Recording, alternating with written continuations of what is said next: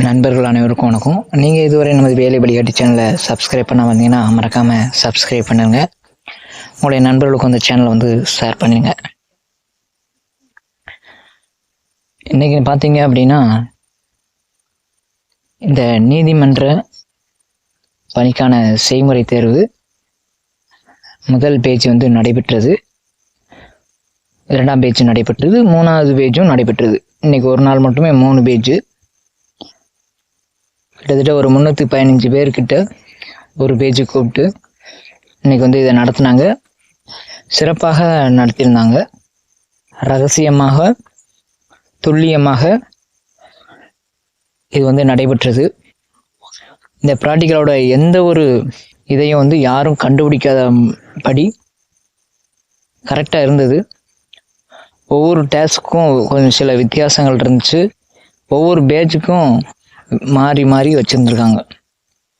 இந்த மாதிரி வந்து முதல்ல நடந்துச்சு பார்த்தீங்களா, அந்த நேரத்தில் இது மாதிரி நடைபெற்றிருந்ததுன்னா இன்னும் எவ்வளோ திறமையான நபர்கள் வந்து இந்த வேலைக்கு வந்து போயிருப்பாங்க. என்ன பிரச்சனை ஆகுதுன்னா, வந்து ஒவ்வொரு பேஜ் வந்து நடக்க யூடியூப்ஸில் வீடியோவில் வந்து நிறைய போட்டுருவாங்க. இப்போ பேஜில், அதாவது இன்றைக்கி அட்டன் பண்ணியிருக்காருன்னு வச்சுக்கோங்க, அந்த பேஜில் அவருக்கு எதுவுமே முதல்ல தெரியாதுங்க. அந்த பேஜில் அட்டன் பண்ணவருக்கு எதுவுமே தெரியாது. சடனாக போனவுடனே ப்ராக்டிக்கல்னு என்னன்னே தெரியாமல், ஆனால் அவருக்கு தகுதியும் திறமையும் இருக்கும். ஆனால் சடனில் போனவுடனே அவருக்கு இதை எப்படி ப்ராக்டிஸ் பண்ணுறது அப்படிங்கிற எந்த ஒரு இதுவும் இருக்காது. எல்லாருமே உலகத்தில் எல்லாமே கற்றுக்கிட்டு வந்த கிடையாது. அவங்களுக்கு முதல்ல ஒரு ப்ராக்டிஸ் கொடுத்தா தான் அவங்களால அதை வந்து அந்த வேலையை செய்ய முடியும். திடீர்னு வெத்தையில தோரணம் கட்டுங்க அப்படின்னா ஒரு கிராம பகுதியை சேர்ந்தவர் வந்து ஈஸியாக அதை கட்டிடுவார். ஆனால் நகரத்தில் வந்து பார்த்திங்கன்னா அந்த வேலையெல்லாம் செய்ய மாட்டாங்க. அவங்க படிப்பு உண்டு, வேறு கம்பெனியோ ஏதோ கடதனியோ வேலைக்கு போகிறது இந்த மாதிரி தான் இருக்குமே தவிர மற்றபடி அந்த இதை அவங்க ஃபாலோ பண்ண மாட்டாங்க. அது தெரியாது சரியாக. அந்த மாதிரி உள்ள நபர் வந்து ஃபஸ்ட்டு பேஜில் அட்டன் பண்ணும்போது அவருக்கு வந்து அது எப்படி செய்யணும் அப்படிங்கிற முறை வந்து தெரியாது. அவர் அதை செஞ்சுருப்பார், ஆனால் அவருக்கு மார்க் வந்து கம்மியாக இருந்திருக்கும். அவர் வெளியில் வந்த உடனே எனக்கு இந்த மாதிரி நடந்துச்சுன்னு சொல்லணும், யூடியூப் சேனல்லே அதில் எல்லாம் நிறைய சோசியல் மீடியாவில் ஷேர் பண்ணிடுவாங்க எல்லாரும். அதை பார்த்துட்டு அடுத்த போட்டியாளர் அதுக்கு அடுத்த நாள் உள்ள போட்டியாளர்லாம் என்ன செய்வாங்க அப்படின்னா, அதை பார்த்து நல்லா ப்ராக்டிஸ் பண்ணி கற்றுக்குருவாங்க. கற்றுட்டு அவங்க வேலைக்கு போவாங்க. உயர்கல்வி படிப்புலையும் இருப்பாங்க.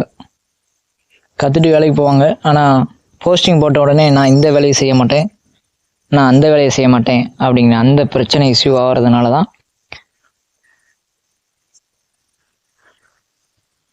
நிறைய இடத்துல வேலைக்கு ஜாயின் பண்ணிட்டு வேலையை ரிசைன் பண்ணிடுறாங்க. எத்தனையோ தகுதியான கஷ்டப்படும் நபருக்கு வந்து இந்த முறைகள்னால என்ன ஆகுது அப்படின்னா வேலை வாய்ப்பு போயிடுது, அந்த போஸ்டிங் காலியாக கிடக்குது. அந்த வேலையை காலியான போஸ்டிங் வேலை ஃபில் பண்ணதுட்டிக்கும் அந்த வேலையை மற்றவங்களும் சேர்த்து பார்க்குற மாதிரி இருக்குது. பணிச்சுமை அதிகமாக இருக்குது. இது கடைசி யாரை போய் பாதிக்கும் அப்படின்னா அந்தந்த நீதிமன்றத்தில் உள்ள நீதி அரசர்களை போய் பாதிக்கும். ஏன்னா ஒரு நீதிமன்றத்துடைய ஹெட்டே அவங்க தான். ஒவ்வொரு மாவட்டத்தில் உள்ள ஒவ்வொரு நீதித்துறையில் என்ன ஒரு இதுனாலும் அது நீதி அரசர்களுக்கு போய் தான் பாதிக்கும். இதுதான் இப்போ இவ்வளோ நாள் வந்து நடந்துக்கிட்டு இருந்தது. ஆனால் இப்போ இந்த முறை வந்து பார்த்தீங்கன்னா அந்த தவறுகள் எல்லாம் இது பண்ணி களையணுங்கிறதுக்காண்டி இப்போ வந்து பார்த்தீங்கன்னா சிறப்பாக நல்ல முறையில் வந்து இந்த எக்ஸாமை வச்சு, அதே மாதிரி பார்த்தீங்கன்னா டாக்குமெண்ட் வெரிஃபிகேஷன் போலியாக கொடுத்தாங்க அப்படின்னா அதை உடனே கண்டறிந்து மெரிட் அடிப்படையில் எங்கேயும் யாரும் ஏமாற்ற முடியாதபடி மிக துல்லியமாக கரெக்டாக எடுக்கிறாங்க. எந்த குற்றமும் இந்த நீதித்துறையில் வந்து சொல்ல முடியாது. கரெக்டாக A to Z வந்து எல்லாமே கரெக்டாக இருக்கும். சில நபர்கள் ஒரு கட் ஆஃப் பாயிண்ட் மார்க்கில் போன உடனே குறை சொல்லும் அந்த பழக்கத்தை விட்டுருங்க. ஏன்னா நீதித்துறையில் கரெக்டாக தான் எடுப்பாங்க, சூஸ் பண்ணுவாங்க. உங்கள் தகுதியின் திறமையை நீங்கள் நல்லா வளர்த்துக்கிறணும், பொறுமையை வளர்த்துக்கணும். நீதித்துறையை பொறுத்தவரை பொறுமைங்கிறது அவசியம். கோவப்படக்கூடாது.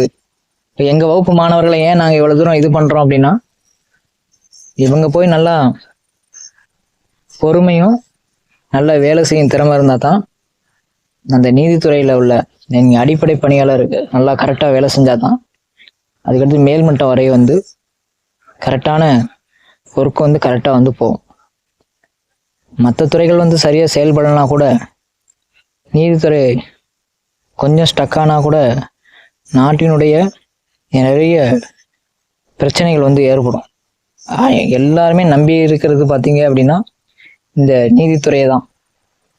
அதனால தான் அடிப்படை பணியாளரை வந்து தகுதியும் திறமையும் வாய்ந்த நபர்களை எடுக்கணும் அப்படிங்கிறதுனால தான் மெட்ராஸ் உயர் நீதிமன்றத்தில் வந்து பார்த்தீங்கன்னா கரெக்டான முறையில் வந்து எடுக்கிறாங்க. இந்த செய்முறை தேர்வு வந்து பார்த்தீங்கன்னா உங்களுக்கு ஆல்ரெடி நோட்டிஃபிகேஷனில் கொடுத்துட்டாங்க. சரிங்களா? நோட்டிஃபிகேஷனில் கொடுத்துட்டாங்க. நம்ம வகுப்பு மாணவர்களுக்கு வந்து பார்த்தீங்கன்னா நம்ம இலவசமாகவே நம்ம சொல்லி கொடுத்துட்டோம். இந்த மாதிரி தான் இருக்கணும், கூட்டணும் பெருக்கணும் அப்படின்ட்டு. அவங்களும் அதை வந்து கற்றுக்கிட்டு போய் நல்லபடியாக செஞ்சுட்டாங்க. ஆனால் கொடுக்கப்பட்ட டாஸ்க்கள் வந்து சில ரகசியமான டாஸ்கெல்லாம் கொடுத்துருக்காங்க. பொதுவாக மாப்பு வந்து எல்லா ஊர்லேயும் எல்லா இடத்துலையும் போட்டுக்கலாம், தோசை யாருனாலும் சுட்டுக்கலாம். ஆனால் சில கேள்வி கொஸ்டின் ஆன்சர் அப்படிங்கும்போது அது யாருக்கும் தெரியாமல் இந்த மாதிரி தான் கேட்பாங்களா? ஏன்னா ப்ரீவியஸில் முன்ன நடந்த ப்ராக்டிக்கல் வந்து அந்த மாதிரி இருந்துருக்கலாம். அதை பேஸ் பண்ணி தான் நம்ம சொல்லிக்கிட்டு இருக்கோம். அதில் சில டாஸ்க் வந்து கொஸ்டின் அண்ட் ஆன்சர் அப்படிங்கிற மாதிரி கொடுக்கும்போது இது மிகவும் துல்லியமான ரகசியமான முறை. இதன் மூலம் தகுதியான நபர்களை வந்து மட்டும்தான் இந்த நீதிமன்ற பணிக்கு வந்து செலக்ட் பண்ணுவாங்க. இப்போ நீங்கள் இந்த ப்ராக்டிக்கலை முடிச்சிட்டிங்கன்னா வெளியில் வந்து எனக்கு அந்த டாஸ்க் வந்துச்சு, இந்த டாஸ்க் வந்துச்சு, அப்படி இப்படின்னு தயவுசெய்து சொல்லாதீங்க. அது சொல்கிறதுனால இன்னும் நிறைய பேர் என்னவாங்க அப்படின்னா காம்படிஷன் ஹெவியாக இருக்கும். காம்படிஷன் வந்து ஹெவியாக இருக்கும். தகுதியான நபர்களுக்கு வந்து இந்த இது வந்து கிடைக்காது. சரிங்களா?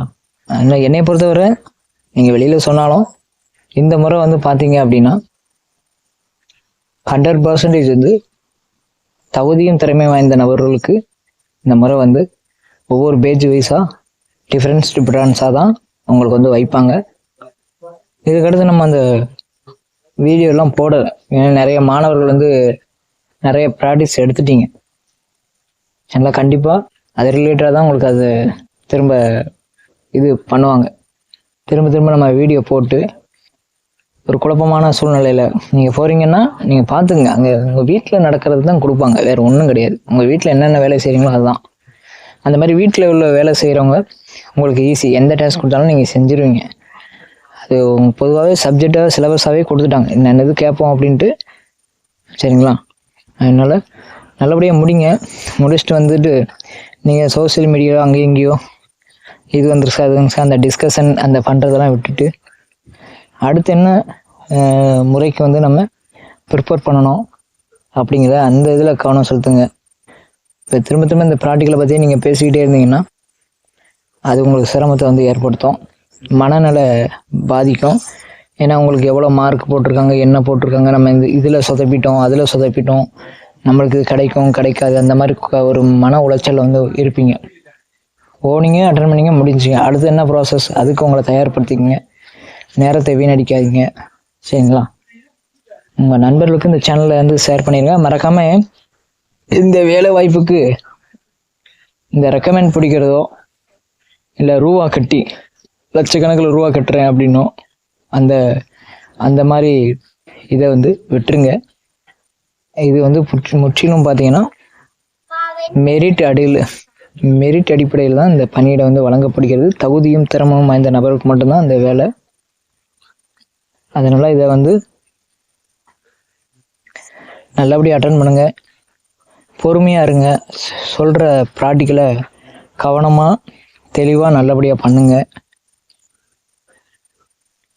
உங்கள் நண்பர்களுக்கும் இந்த சேனலை வந்து ஷேர் பண்ணிடுங்க. நன்றி, வணக்கம்.